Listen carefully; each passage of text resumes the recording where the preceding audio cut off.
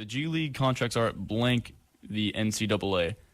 So I'm going to say the G League contracts are going to challenge the NCAA. Not so much in viewership, but taking their talent. So it's going to challenge them in that way, where they won't be as good anymore. Because if I'm a top prospect, either I can go to a college for 1 year and have to pay to go there, or go in the G League where I'm going to get to play with people that work with professionals and are professionals and get paid $125,000. What seems more realistic? To me, I'm going to get paid to play basketball rather than have to go pay to play basketball. That's for me. And this is only for the top elite guys coming out of high school.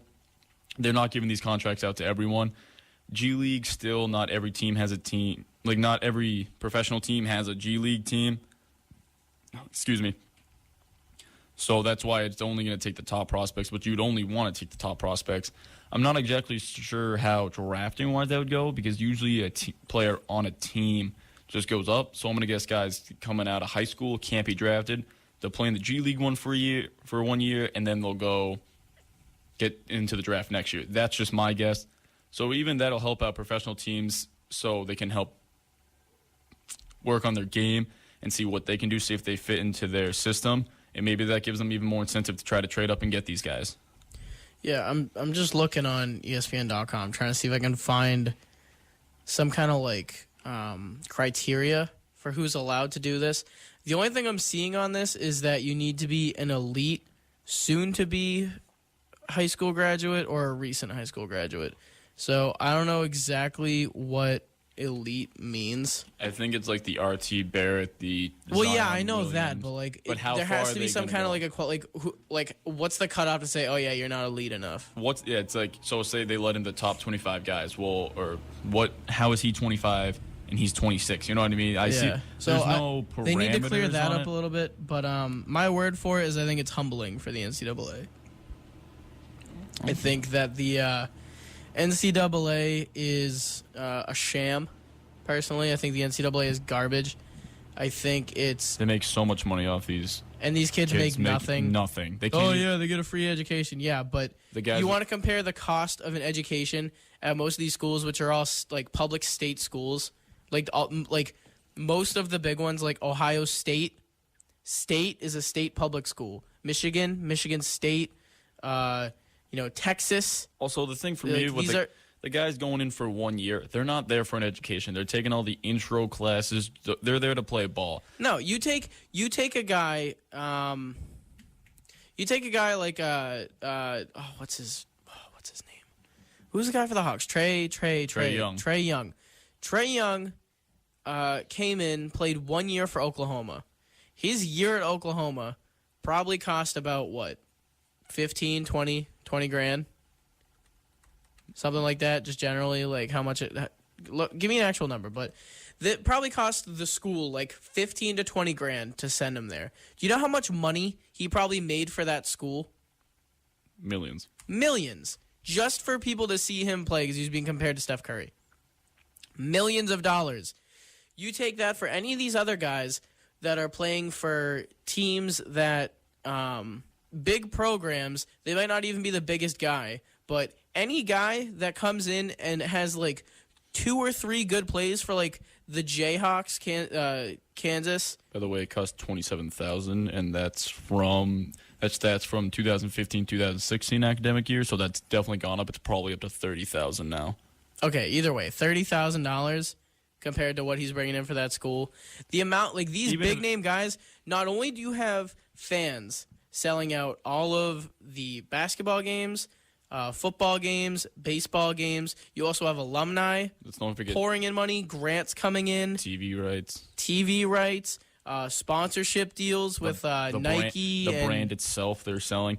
What blows my mind is that these guys can't even sell their own names. The NCAA has them on that much of a lockdown. Todd Gurley got a 2 or 3 game suspension for selling his autograph? It was a 3-game suspension for signing a jersey or something. He signed something and sold it, which is ridiculous, and I've always had a problem with that. I haven't had a problem with not paying players. I've had a problem with them not being able to sell their own name. You're owning them, which I think is ridiculous. Yeah. So what this does, and again, like the way it's been structured, especially for, I mean, baseball obviously hasn't had this issue, neither really has hockey, but basketball and football, the two biggest sports in America right now, in order to get players into those leagues, they needed to go through the NCAA. Basketball, you needed to do a year. Football, you need to do 3. NCAA, no matter what, is making money on their two most profitable sports, no matter what. This option allows for players to come in, play for the G League, get out of the NCAA. And get paid. Get NBA experience, learn how the NBA works, and then get drafted after that. Another thing it opens up to is these guys that are getting full rides for a year. Now that they go play in the G League, how about you give that full ride to a guy that is going to go play there and get a full 4-year education? So it's opening up even more for other guys that wouldn't have made the team because these guys were on the team. So now it just helps out even more. And that'll make college basketball a lot more interesting because you're not going to have like a new wave of freshmen. Like you can actually like become a fan. You're going to have consistent teams, even though it will still turn over more quickly because they graduate within 4 years at least. They only have 4 years of eligibility. So now you have these guys coming in. You can start to actually recognize the names. With sports, like you said, the one and done, it's like, okay, so here's Lonzo Ball, like Jason Tatum, these guys coming in, and now they're gone. You can't follow the guys you love in college. You can follow them for a year, and then they go pro to a team that you might not even like. You're going to have guys, back in the day, like the 70s, the 80s, when all the all-time greats, like the golden age of basketball, those guys were all playing college.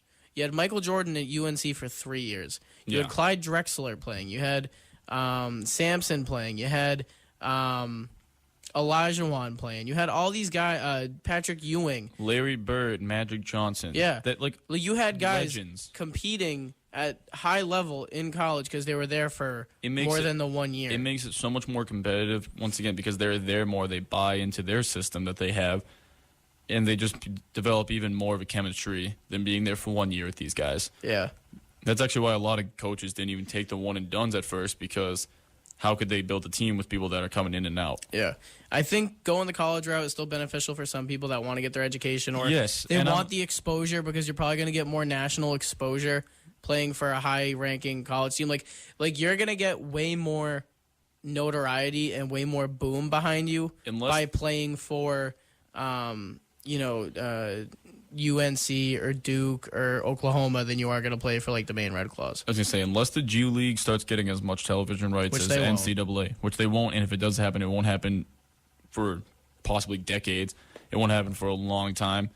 That's the only reason I could see guys going the college route to get more exposure. But if you're in the league, teams, if they're starting to get the top prospects in this league, then I think the players and teams are going to start looking at the G League a little more seriously. Not that they haven't already, but they're going to look into it even more to see what these 18-year-old guys coming up, playing up against G League professionals, let's say, if that's what you call them. Yeah. Then it's definitely going to bring a little more attention to the G League, but it won't reach the NCAA, especially if you have guys that are going to be there for years. That's just going to build that up even more, so people are going to watch NCAA basketball more than they have in the past. I'm just a fan of players having the right to do what they want. I don't think there should be a restriction. I understand why leagues want to have an age limit or a requirement to play in college so that they can kind of develop and it's not about the education. They don't care about the education. They're worried about giving Nick Bosa, perfect example. Yeah. He left. He was there for football. They want teams like coaches, GMs, owners, all that. They want them to have a bigger sample size of knowing what they're going to get in because you learn more from seeing them play a year in college than you get from watching their high school mixtape. That's all it's about. Oh, exactly, because there's some guys that dominate in high school where it's like Zion Williams. I've only seen him dunk on his highlight tapes. It's because he was in high school. I'm sorry, he's 6'7", dunking on this small, scrawny white kid. It's just like, are you kidding me? Like, that doesn't show me. It shows me he's an unbelievable athlete with how high he can jump and dunk and everything he's doing. It's entertaining to watch, but I'm sorry, you're going to do that against LeBron? No. It's a totally different story. That's why I'm interested to see, I see what you're saying, where they need to go play somewhere for a year to show what they can do against guys at their skill level